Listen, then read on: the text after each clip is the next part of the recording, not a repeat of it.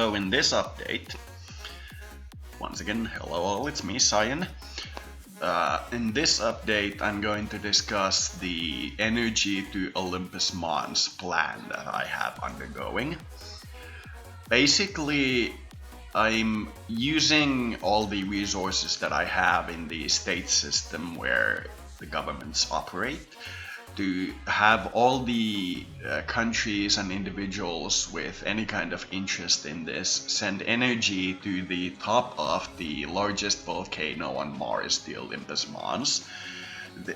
This is because for a long time I've had the idea that there is, well, a civilization on Mars, and they froze when the sun went through its initial phase and the planet froze over, and there was like a winter that happened and everybody froze to death and the whole planet just basically corroded away. And the last survivors of that planet hid under the Olympos Mons, where they constructed a system where when the planet eventually warms up, the AI, if you will, of the planet will awaken. And this is because once water starts flowing on the planet again, it's easy to direct it into those holes we see on the surface, and that leads to a system of dams and reservoirs and so on. Of course, all of this is completely unscientific, it's completely unverifiable, but I've had this idea for a while now. So I've decided to start sending energy to the top of the mountain of Olympos Mons with the idea of warming it enough to cause the planetary AI to awaken, and with the intention of communicating with it and just making it understand that we are interested in it being alive as a planet. We don't want it to have to wait until the sun starts going through its red giant phase, and then it has 300 million years before it's completely cooked.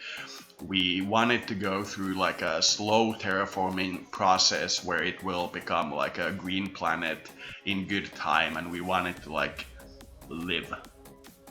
Now, I don't know if this is a good idea. I don't know if the planet likes it. I'm just testing it. But based on my initial scan, it seems like there's a minority of the Martian spirits that like it. But the number of the people who like it is growing rather fast, because they are getting to the point of understanding what we are trying to do. And it doesn't seem like we're being a giant Death Star that's sending a beam of energy to their planet and the whole thing will explode. It's not appearing like that. It's appearing like we're actually slowly warming it up and slowly sending energy to it, and it's kind of liking it. I don't know. I'm still in the process of testing it. There are some examples of behavior on what I would consider Mars's part that doesn't seem like they like it. So it is still a open question. If I get strong enough credible data that Mars doesn't like it or humans don't like it, this kind of communication is pretty hard, because if humans don't like it, then Mars doesn't like it. If humans like it, then Mars likes it, because this is kind of how we have to communicate. We have to communicate with the reference network that we have. We can't expect it to be all in spirit. If the humans strongly oppose my plan, then I will have to stop it. The idea is to first turn all the solar panels in orbit from the satellites, so that when light hits them, the light is reflected to the Olympos Mons. Then have radio antennas and such send energy to the mountain and just cause energy to be there to slowly warm it up. And I'm using my master's model to work on which type of energy we should send. Can we just send basic electrical grid energy, or is that hostile? Is it uncomfortable for them? What kind of energy can we expect them to react well to? And using that as a method of calibrating whether or not our own energy production is actually healthy at all. Now, I've gotten a lot of interesting information about what kind of energy production is actually healthy and what isn't. Like when I was sending energy with the 30 to 40% nuclear power generation model that I had, I started to feel like somebody was shining an itchy beam to me. Like I couldn't get rid of the itchy feeling, and no matter what I did, I felt like something was itching. So I understood that if I send energy there, the universe is going to send the same energy to me because of how the universe echoes what you do. So I down-tuned the nuclear energy, disbanded some of my reactors, and then started building wind and other forms of power. And it's slowly getting to a point where I feel like the Martians are going like, this isn't bad. You can keep sending this. This feels like it could be better than just sunlight. You can keep sending this. And when I've gone through the effort of identifying what feels bad to a planet when you send it and what feels good to a planet like Mars when you send it. And in my view, it seems like Mars is slowly adjusting to the idea of not being the red planet or the planet of war, but being accepted as slowly becoming the next Earth. That it will become a green planet much sooner, and it will become a living planet much sooner, so that it doesn't have to be a dead demon hole in our fantasy. So I'm thinking about this, and I'm thinking that I'm sending energy that's geothermal, renewable,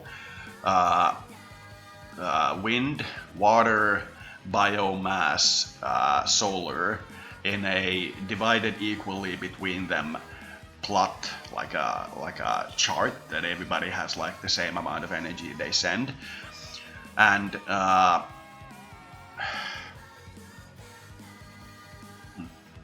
lost my train of thought. I hate it when that happens.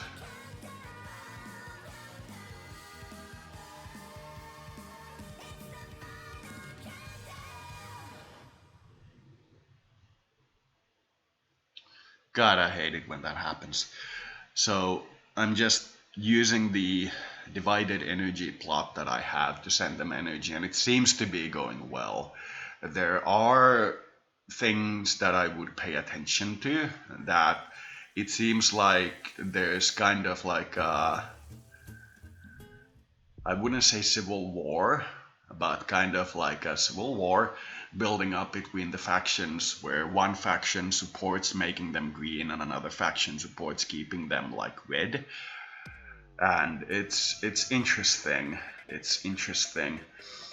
So it seems to me like it's the first stirrings of life there, that it's starting to be awaken, where it has to figure out if it wants to continue living or if it wants to take out the annoying lamp in its face. I also have various spirit contacts with Mars, and in general they are curious. They haven't made up their mind yet. When they do make up their mind and decide that it's a bad or a good idea, I'm pretty sure I'll pick it up. If I do get like a strong signal from the civilian community to stop doing this, then yeah, I'll stop doing this. Oh, now I remember. You have to keep in mind that while others are sending things like Doom series to Mars, like actively thinking of them like the home of the demons and war and such, I'm trying to send them energy of like slow growth, slow health, and it feels to me like it's appropriate, but I can't be sure about it. It isn't in the realm of where laws exist, that there is no specific law saying that you can send out a beam of light to another planet. There's just no law for that, because there isn't. And what I'm most concerned about is annoying the planet. That just it's possible that I'll actually annoy an alien civilization and will be nuked for it. That's my main concern. But when I look at what we send to Mars as a artistic civilization, we send war, we send demons, we send destruction, we send the XCOM series as bad guys. We visualize Mars as the home of the demons and the angry people, and I'm trying to send them, like, with this government model that I have and with these volunteers that I have, like a beam of healthy growth, if you will, trying to get them to a point of life. And I don't know if that's appropriate, but for now it seems to work.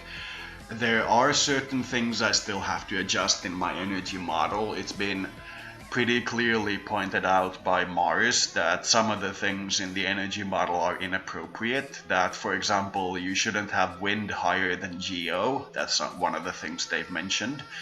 That geothermal production should be higher than the production of any other source of energy in terms of percentage of your total production.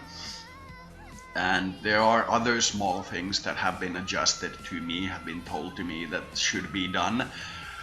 But in general, the idea of sending a warming beam of light to the top of the largest mountain and having the water trickle down to the rest of the planet, and the whole idea of there being the most amount of geothermal energy on the underside of that volcano, and having like a civilization there that survived the destruction of their planet due to the cooling effect of the sun going from very hot, very high temperature in its early life to then just slowly stabilizing and then slowly increasing. The whole thing just feels to me like it's working, like it should be done. I don't know, I could be wrong, but there it is basically. So that's my main spiritual energy target at the moment. I'm not involving myself primarily in earth politics. I am not interested. I don't involve myself in the military affairs. I occasionally scan the military and work with them and so on. But by far the main part of my energy currently goes to heating up Olympos Mons. So on the off chance that this goes well, it will be very interesting. We will have a friendly planet that we woke up from the cold night and made them alive next to us. If it goes badly, well, we'll all be eaten by demons, so. In cases like this, you always ask yourself, did I cause the coronavirus by doing this first contact thing?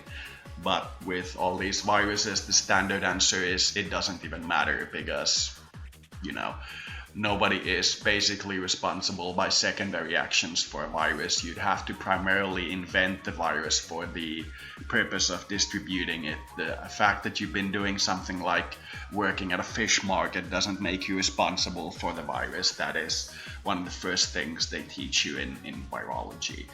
The person kind of secondarily responsible for creating the situation isn't to be held primarily responsible.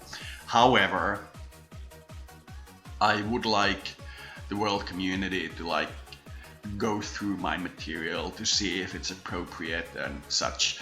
To me, the feeling I get from the world community when I ask for that is that they are seeing it in the form of a prayer, that to them it looks like a prayer, and as such it's outside of their purview. If it works, it works. If it doesn't work, it doesn't work. So in short, sending energy to Olympos Mons to wake up the planet, making sure the energy is friendly and feels good to me as well, and using the energy to cause some of the ice to turn into water and just signal to them that instead of just sending drones to walk their surface and dreams of demons, we are sending loving energy. We are sending them energy that should help them grow.